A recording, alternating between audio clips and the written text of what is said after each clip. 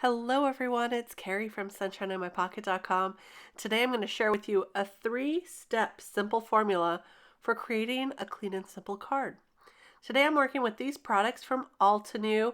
I've got the Henna square stencil and the Poised Flamingo stamp. This is a mini stamp along with the mini die that I'm going to be using today. But please do try this formula with any of the supplies you have. The first thing is to take your stencil and just offset it. Don't put it over the entire panel. I'm using some Neenah Solar White cardstock, and this is A2 sized. And I'm just going to ink over it with a light color ink. So choose any color that you want. Today I'm using this fog ink from Maker Forte. It's one of my very favorite light gray inks. And I'm going to just ink that over the stencil. So now we've got a panel with a little bit of pizzazz to it. Step 2 is to add your image. So what I'm going to do here is stamp out my flamingo, and then I'll color it up using some Copic markers. I'm going to do a very simple coloring on this one, but I left it in just to show you how easy this image is to color in. So I'm starting with 3 colors of Copic markers, starting with my darkest color here.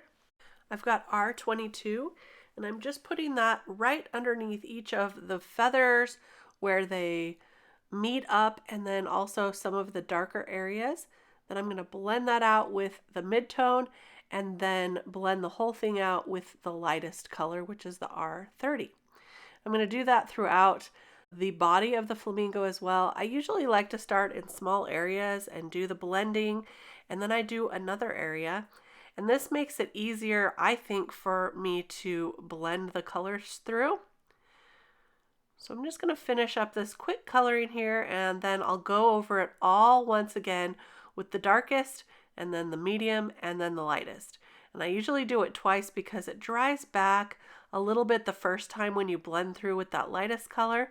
So I find that if I add another layer, I get more of a striking result, which is what I like when I Copic color. So there is the flamingo. Now I'm just going to take that orange and add the YR16 to the legs and to the beak also. Just a quick coloring, not too worried about ink blending on the orange because it's such a small area. Now I'll take that coordinating die and just die cut this out.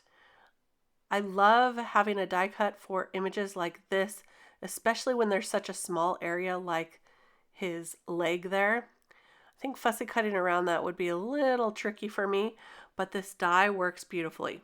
Oh, I had to take a quick break here for a snack. And now on with the clean and simple card. I'm cutting around this panel a little so I can have a black mat right behind it. When you have a clean and simple card, it's nice to have a layer such as this, but you don't have to do that if you don't want to. I just decided to do that. And here is the third part, and that is to add a sentiment.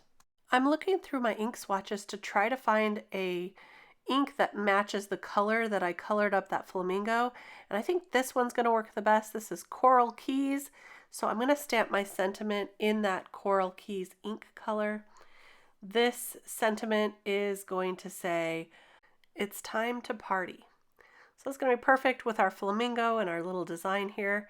So there is the ink. Just going to tap that on very gently and then use my Misty to get a really nice impression. I'm going to stamp this twice so that it's a little bit darker. And there we go. There is our panel.